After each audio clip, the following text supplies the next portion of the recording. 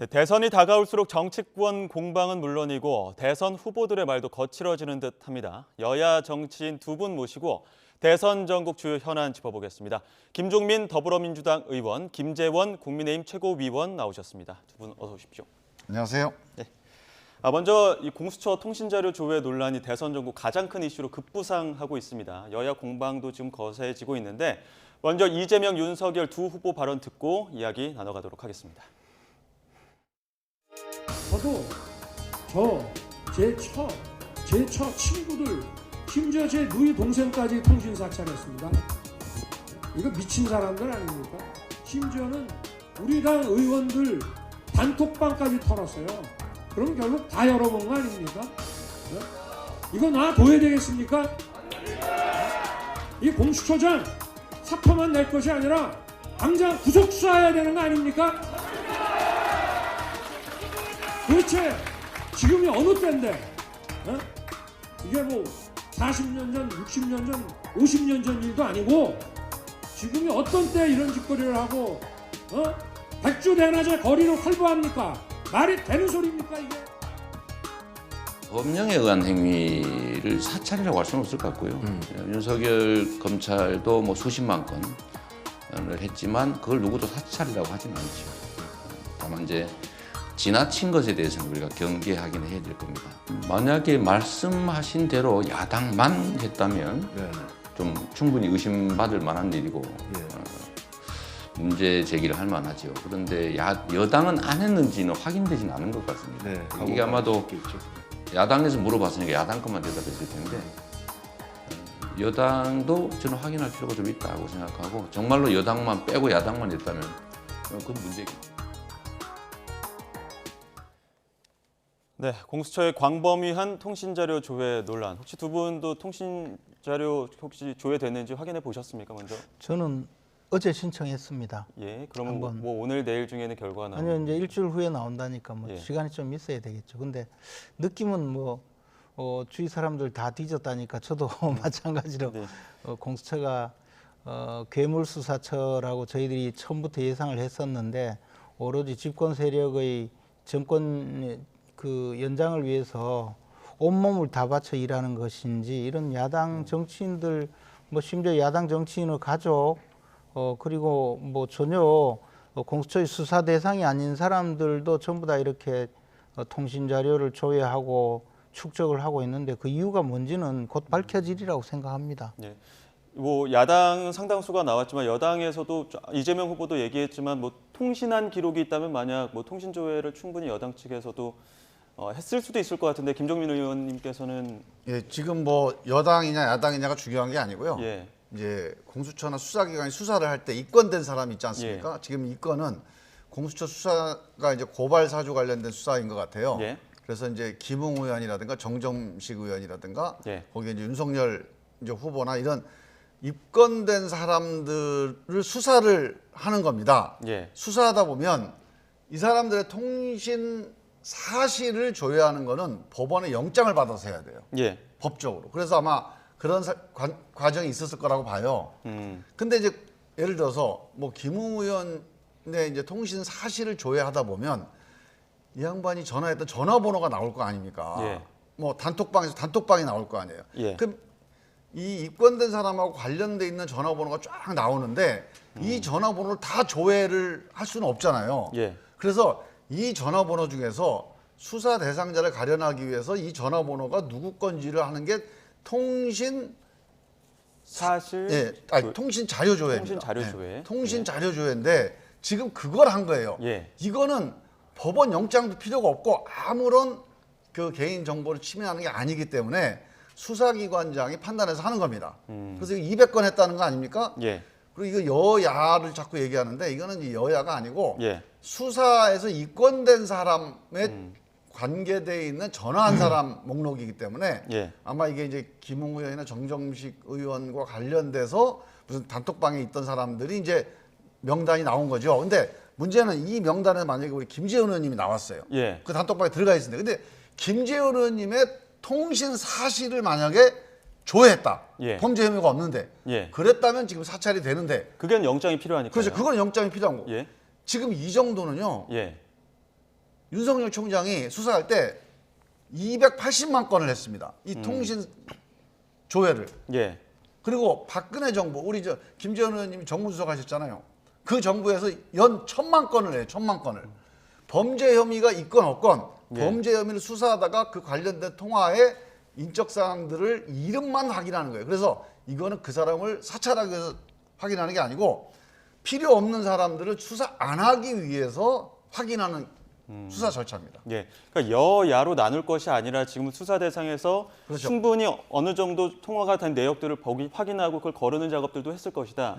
그렇기 때문에 지금 저희가 지금 여기 앞서서도 얘기를 했지만 수사 대상이라는 게 지금 뭐 영장이 발부된 사람 그리고 그 발부된 사람과의 통화 내역까지는 괜찮지만 통화를 한 기자의 가족이나 뭐 이렇게까지 한 번 건너서 다른 사람들까지 통신 자료가 나오다 보니까 그게 이제 착오인데요. 예. 그게 아니고 통신 자료라는 게 누가 누구랑 통화를 했다 이게 아니라 전화번호가 쫙 나오는 거예요. 이 예. 전화번호에 주인이 누구냐 이름만 나오는 겁니다. 예. 이 사람이 누구랑 통화를 했고 어떤 몇 시에 통화를 했고 이거는 확인하는 게 아니에요. 예. 또 한편에서는 지금 윤석열 후보의 발언 격앙된 목소리로 얘기를 했지만 국민의힘 단톡방까지 털렸다 이런 얘기까지 했거든요. 지금 우리 저 김종민 의원님 말씀하시는 것 중에 일부는 맞고 일부는 뭐 물타기도 그런 물타기가 없는데 뭐 박근혜 정권 때 뭐 1,000만 건을 했다느니 뭐 그런 이야기는 도대체 금시초문인데요. 뭐 어쨌든 사실 통계 같아 나와요. 어쨌든 뭐 지금 그러면 과거 정권에 그만큼 했으니까 지금은 이렇게 해도 아무 문제가 없다는 것인지 또 하나는 예. 지금 공수처를 만들어서 고위공직자 비리수사처로 만들었는데요. 오로지 윤석열 후보자와 관련된 사건만 수사를 해서 정권의 전의대로 나섰거든요. 예. 그러면서 야당 의원들의 단톡방까지 털어서 그 야당 의원들끼리 자기들의 그 원내 전략을 올리거나 또 개인적인 의견을 교환하는데 그것까지 들어가서 굳이 살펴볼 일이 뭐가 있습니까? 내용은 포함이 되지 않았죠. 아니 그 내용도 그게 문제가 아니고 거기에 있는 사람들이 야당 의원들이 올라 있으면 이 인적 사항은 충분히 나오잖아요. 예. 근데도 거기에 누가 들어가 있는지 일일이 다 확인한다는 것 자체가 이게 사찰이 아니면 뭐며 또 민간인은요 기본적으로 공수처의 수사 대상이 아니에요. 그렇지 않아요? 예. 고위공직자 비리를 수사하겠다고 만든 공수처가 왜 기자들은 왜 뒤집니까? 그리고 또 하나는 공수처가 이런 식으로 어둠의 권력자처럼 또는 뒤에서 음습하게 그저 정권의 앞잡이 노릇을 하면서 무슨 사찰을 위해서 통화 기록이나 뒤지는 이런 행위를 하려고 만든 겁니까? 아니잖아요. 근데 지금 대선 국면에서 지금까지 수사한 거요. 전부 다 윤석열 후보자 관련된 거 외에는 없어요. 예. 이런 식으로 하니까 문제라는 거잖아요. 공수처가 언제부터 오로지 정권의 충견 역할을 하고 있잖아요. 그리고 기껏 한다는 것이 지금까지 수사 제대로 하는 거는 하나도 없었어요. 제가 보기에는 조선시대 포조를 데려다 놓고 수사를 시켜도 저 정도밖에 수사를 못할까 싶을 정도인데 그러면서 하는 짓은 늘 야당 의원 또 야당 정치인 또 야당 정치인 관련된 사람들 가족 또는 심지어 언론인들 이런데 통화 기록이나 뒤지고 그러니까 문제라는 거죠. 이게 사찰이 아니고 뭐가 사찰이에요? 근데 지금 이게 좀 공수처에 대한 공세는 지금 이렇게 이어지고 있긴 한데 공수처에 대한 공세가 청와대로 지금 번지는 모양새입니다. 김종인 위원장도 문 대통령이 해명을 해야 된다. 또 김기현 원내대표도 면담을 요청하기도 했는데 이 부분에 대해서는 어떻게 보고 계십니까? 지금 이제 자꾸 이걸 정치 공세를 자꾸 키우는 거고요. 아까 지금 자꾸 용어를 예. 이렇게 일부러 이렇게 혼란스럽게 쓰시는데 이 통신 자료는 통화 기록이 아니에요. 예. 그러니까 맨날 몇 시에 몇 분 동안 이 기록이 아닙니다. 그냥 수사 대상자와 통화했던 사람, 그러니까 통화했던 번호들의 이름만 확인한 거예요. 예. 그래서 이건 통화 기록이라고 볼 수는 없고요. 그리고 이제 지금 제가 보니까 이제 윤석열 후보가 지금 지지율이 막 급락을 하잖아요. 예. 막 일주일 사이에 한 10% 이상 떨어지고 있어요. 그게 이제 윤석열 후보나 윤석열 후보 가족들, 특히 부인과 관련된 상당히 이제 큰 이제 문제들이 발생을 하면서 떨어지니까 뭔가 반전의 카드가 필요한 거예요. 그러니까 이거 건수다 이렇게 판단한 것 같아요. 이게 대대적으로 이제 이걸 가지고 한번 키워보려고 하는 것 같은데 예. 문제는 이런 방식의 통신 관련된 그 통신 조회를 윤석열 총장이 280만 건을 한 사람이에요. 지금 이걸 가지고 공수처장 구속시키다 그러면 윤석열 후보는 거의 무기징역감입니다. 예. 아니 그거는요. 지금 이거는 아무리 대선 정치 공방이 뭐 절박하지만 이건 정말 이 법적으로 수사기관장이 일상적으로 해오던 단순한 전화 번호에 대한 확인, 이걸 통신 사찰이다. 그러니까 이 내용, 뭐 누구랑 통화했냐, 단톡방의 내용이 뭐냐, 이런 게 아닌데 마치 단톡방을 털었다. 그럼 사람들 어떻게 생각하겠습니까? 단톡방에 누가 들어가 있고 어떤 대화가 이거를 공수처가 봤다고 다 오해할 거 아닙니까? 그게 아니거든요. 예. 근데 지금 예. 이제 뭐 윤석열 총장 시절에 뭐 몇백만 건 이렇게 이야기하면서 뭐 가당차는 물타기를 하는데 이게 검찰총장이 수사를 하는 게 아니잖아요. 예. 그 검찰총장 산하의 각급 검찰청에서 수사를 하고 그분들이 전부 그 수사 과정에서 조회한 것을 지금 윤석열 검찰총장이 조회했다고 이야기하는 거고, 더 나아가서 우리나라의 형사소송법 절차상 이 사건의 95% 이상을 경찰에서 수사를 하잖아요. 지금 또 수사권 조정 때문에 더 경찰의 수사 범위가 늘었는데 경찰에서 조회하는 것도 전부 검사가 신청을 해야 되기 때문에 검찰청의 건수로 잡혀요. 예. 지금 그 이야기를 하시는 거예요, 지금. 그러면 도대체 아무리 물타기를 하고 초점을 흐리기를 하더라도 할 말을 해야 되지 어떻게 그런 이야기를 다 합니까? 이거는요, 그게 아니고 공수처 있잖아요, 공수처. 예. 공수처가 원래 뭐 공정하게 고위공직자의 부정행위 비리를 수사하겠다고 그것도 야당의 야당의 몸을 짓밟고 또 당시 심상정 정의당과 함께 그 불법적으로 사실은 그 의회의 구성원 숫자를 조정해 가지고 결국은 날치기 처리를 해서 공수처를 만들었거든요. 그렇게 만들 때 저희들이 계속 그랬어요. 이게 이렇게 세상에 유례가 없는 수사기관을 만들면 이게 괴물 수사기관으로 전락할 것이고 정권의 연장에 앞장서는 정권의 놀이개가 될 것이다, 충견이 될 것이다 했는데 결국에 그 공수처에 산 것은 전부 윤석열 잡기 위한, 윤석열에게 없는 죄 뒤집어 씌우기 위한 수사만 했단 말이에요. 그 공수처가 지금 이런 야당 의원들 그 통화 자료나 조회하고 야당 의원들 뒷조사나 하니까 이야기하는 거지. 지금 우리 당에서 뭐 검찰에서 통화 사실 조회한 거, 경찰에서 통화 사실 조회한 것 이야기합니까? 안 하잖아요. 예, 그런데 지금 그 이야기는 온데간데 없고 말이야. 무슨 박근혜 정권 때 공수처도 없었던 박근혜 정권 이야기하고 윤석열 총장 시절에 뭐 공수처도 없던 시절 이야기는 하고 그런 식으로 저 비양심적으로 나오면 안 되죠. 제가 말씀드린 거는 이게 이제 사찰이 아니라는 얘기고요.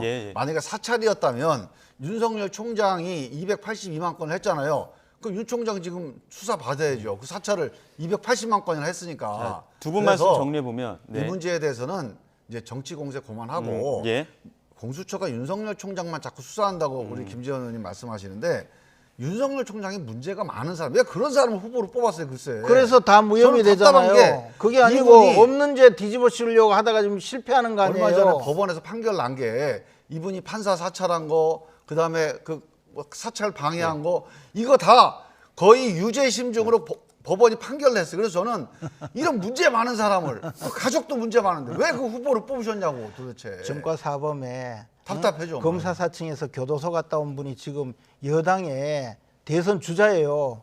할 말을 하셔야지. 그러니까 지금도 대장동 사건에 주범으로 의심받고 있잖아요. 아니 우리는 그런 수사하면 수사 받겠다는 입장이에요. 근데 왜 자꾸 수사를 갖고 트집을 잡고? 수사를 저 권력의 저 앞잡이가 되어 있는 검찰이 수사를 똑바로 안 하잖아요. 네, 지금 이 정치권상 두 분 말씀하시는 거랑 비슷합니다. 공방이 굉장히 거세지고 있어요. 지금 대선 전국도 굉장히 이 관련된 이야기들로 공방들도 있고 또 발언들도 굉장히 날선 발언들이 많이 나오고 있기 때문에 국민의힘 입장에서 지금 이재명 후보 그 아들 2명에 대한 또 대학 입시 관련된 의혹 제기했다가 사과하신 적이 있어서 이 부분에 대해서도 지금 비판들이 많이 나오고 있는데 이 부분도 한번 좀 짚고 넘어가야 될 것 같아요. 네.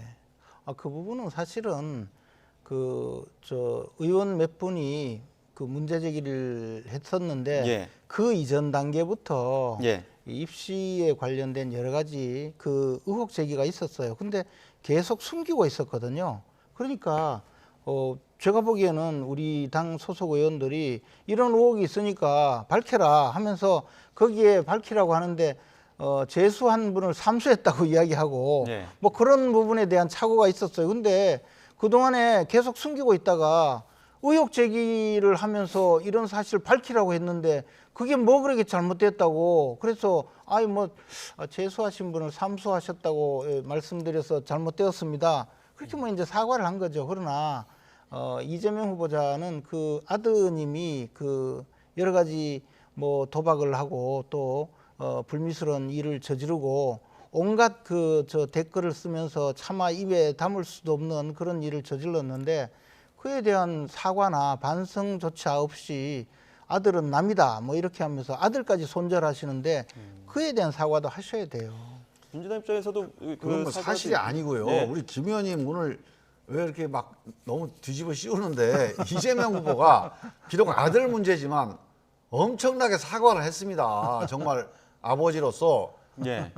정말 국민들한테 사과도 하고 아들에 대해서도 뭐 아들도 뭐 무지하게 혼냈겠죠. 예. 그러니까 아들이 직접 나와서 공식적으로 사과도 하고 아들이 그래서 사과를 그거는 했어요? 사과를 안 했다. 이건 또 사실이 아니기 때문에 그건 짚어보는 거고요. 예. 저는 이제 대선 국면이 이제 올 12월 30일 내일이 마지막 날이 섣달 금음날이에요. 내일까지만 하고 1월 1일부터는 이런 좀 네거티브 혼탁한 정치 공방 좀 자제했으면 좋겠어요. 왜냐하면 이거를 자꾸 이 네거티브 공방에 너무 올인하다 보니까 이런 무리수가 나오는 겁니다. 지금 우리 김 의원님은 별거 아니라고 그러시는데 아니 의혹이라고 하는 게 선거 때가 되면 엄청 많이 생기잖아요. 뭐 김재현 의원님도 아마 후보 나가시면 엄청 의혹이 많이 생길 거예요 아마. 그러면 이 의혹을 정치인들이 다 그냥 무책임하게 얘기하면 대한민국이 얼마나 어수선해집니까? 예. 검증해보고 정말로 확인된 것만 얘기해야 되는데 지금 우리 국민의힘이 그렇게 안 하는 거예요. 그러니까 어디서 제보 들어오면 그냥 던져봐요. 아니 삼수 재수도 확인도 안 하고 무슨 이래가지고 공식 질의를 하거나 아니면 의혹 제기를 하는 당이 어디가 있습니까 세상에. 아니 그 민주당이요 몇 개월 동안 그리고 검찰 정권의 앞잡이 노릇을 하는 검찰을 동원해서 1년 8개월 동안 수사하게 하고 그렇게 해서 김건희 대표의 그 주가 조작 혐의라고 하면서 주가 조작 범인이 무슨 전준이 하면서 얼마나 의혹 제기하고 그 없는 죄 뒤집어 씌우려고 다 구속됐잖아요, 노력했습니까? 그 사람들. 그런데 지금 김건희 대표에 대해서 무혐의 처분을 하려고 하니까 법무장관이 나서서 지금 못하게 막고 있다고 하잖아요.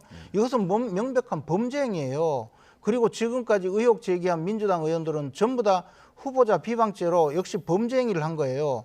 마찬가지로 그 김건희 대표가 운영하는 업체에 그 협찬 지원을 받았다고 해서 그것이 뭐 뇌물이니 어쩌고 하면서 수없이 또 문제 제기하고 의혹 제기하고 비난하고 또 검찰 동원해서 없는 죄 뒤집어 씌우려고 하다가 그것도 실패하니까 지금 또 무혐의 처분도 못하게 지금 검찰을 막고 있잖아요. 예. 이런 범죄 행위를 하신 분들이 그런 의혹 제기를 해서 지금까지 네거티브를 하신 분들이 이제 와서 그런 말씀을 하시니까 좀 제가 근데 좀 김건희 씨는 당황스럽습니다. 비호하지 마세요. 김건희 씨 비호할 제가 비호하는 것이 아닙니다, 그 아니고 사건은. 자, 사실을 지금 이야기하는 말씀 거예요. 중에 문제가 한두 가지가 아니에요. 한두 지금 가지. 사실을 저희가 이야기하는 거예요. 지금 대선 전국이기 다른 때문에 건 몰라도 후보의 김건희 이야기가 씨는 더 비호하면 중요합니다. 지금 후보의 이야기를 한번 듣고 또 현장에서 후보의 이야기가 있기 때문에 윤석열 후보 지금 TK 지역 순회 중인데 여기서 지금 기자들의 질의응답을 하고 있습니다. 현장 연결해서 윤 후보의 이야기 듣고 다시 두 분 이야기 나눠가도록 하겠습니다. 적인 거여가지고 규제는 풀고 그리고 공정거래 질서 만들고 그다음에 이런 기술을 개발하고 기업을 성장시키는 데 필요한 세제 지원, 그다음에 금융 지원, 그리고 기술 R&D 지원. 또 지금 여기 오늘 현대 로보틱스의 협력 업체 대표님들도 늘 말씀을 하시는데 판로 지원. 이게 왜냐하면 수출이 원활하게 이루어져서 매출을 늘릴 수 있어야 충분히 기술을 또 개발해 나갈 수가 있단 말이에요. 근데 우리나라가 지금 기존의 이런 무역협회나 이런 데서 그 포트라 이런 데서 아마 이런 작은 기업들의 해외 판로 지원이 원활하게 안 되는 것 같아서 막 그런 문제. 그 다음에 이런 많은 소위 말하는 디지털 인재들을 교육 현장에서 공급을 해줘야 됩니다. 네. 종합적으로 돼야 그 일자리라고 하는 거는 아까도 제가 우리 상임 회장님 만나서 얘기를 들어보니까 그분이 말씀하시는 게 정말 맞아요. 일거리가 만들어지면 일자리가 나온다 이 말입니다. 네. 후보님 그 며칠 동안 TK로 휴석 오셨는데 네. 체감하신 민심 어떤지랑 최근 여론조사에서 보수층하고 노령층 낙폭이 크거든요. 글쎄 뭐 저는 그거 잘 모르겠습니다. 정치 컨설턴트도 아니고 그저 국민 바라보고 열심히 하는 것뿐이죠. 네. 네.